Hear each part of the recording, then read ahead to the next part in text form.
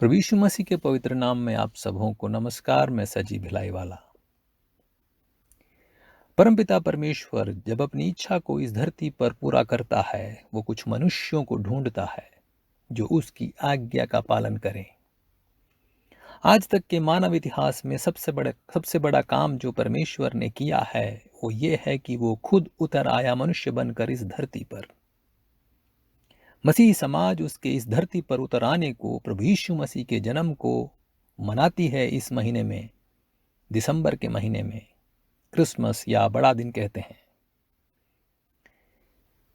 प्रभु यीशु के जन्म से जुड़े लोगों को हम ध्यान देंगे तो पाएंगे कि सब लोगों ने परमेश्वर की आज्ञा का पालन किया, उसकी बात को मानी। यीशु मसीह के जन्म में जिस मनुष्य का या ये कह लो कि स्त्री का मुख्य भाग था, वो थी मरियम। मरियम के पास जब फरिश्ता जिब्रील आता है और कहता है, परमेश्वर का अनुग्रह तुझ पर हुआ है, देख तू गर्भवती होगी और तेरा एक पुत्र उत्पन्न होगा, तब वो थोड़ा झिझकती है और अविश्वास करती है क्योंकि वो कुंवारी थी। फरिश्ता जिब्रील उससे कहता है कि ये पवित्र आत्मा के द्वारा संभव होगा।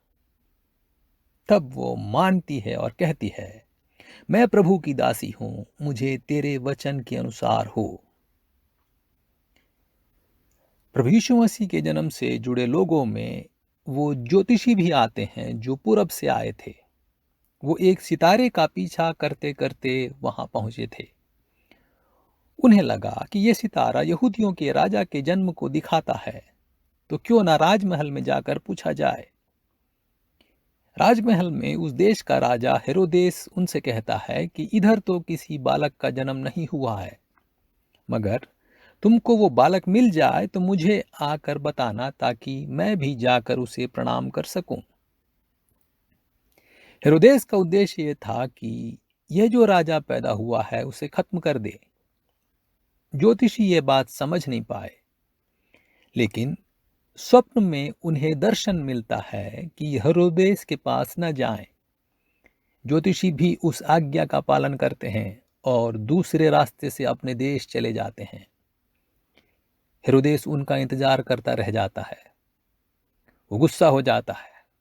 वो पता लगाता है कि भविष्यवाणी में मसीह का जन्म कहाँ होगा लिखा है। उसे पता चलता है यहूदिया के बेतलहम में।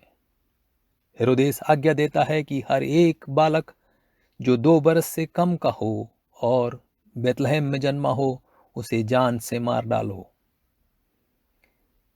ऐसे में एक और व्यक्ति को हम देखते हैं जो यीशु के जन्म से जुड़ा है, यूसुफ।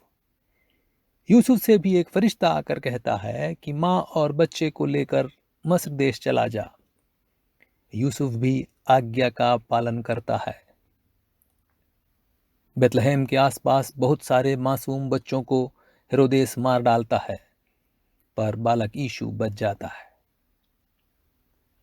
थिमई के पुत्र बरतिमाई को यरीहो नगर में जब यीशु चंगा करता है, तब हम देखते हैं कि यीशु आज्ञा देता है, उसे मेरे पास लाओ।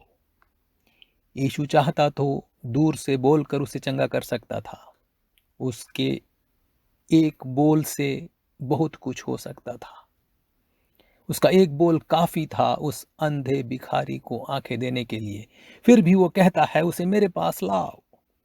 लोग बरतिमाई से कहते हैं, रब्बी तुझे बुला रहे हैं। वो झट खड़ा होता है और यीशु की तरफ दौड़ जाता है।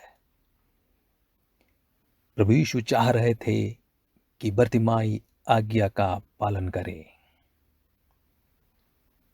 इस दिसंबर के महीने में अगर एक संदेश है, एक सवाल है जो मेरे और आपके दिल में गूंजनी चाहिए, तो वो ये है, क्या मैं आज्ञा का पालन कर रहा हूं? क्या मैं परमेश्वर के वचन के प्रति आज्ञाकारी हूं? आमीन।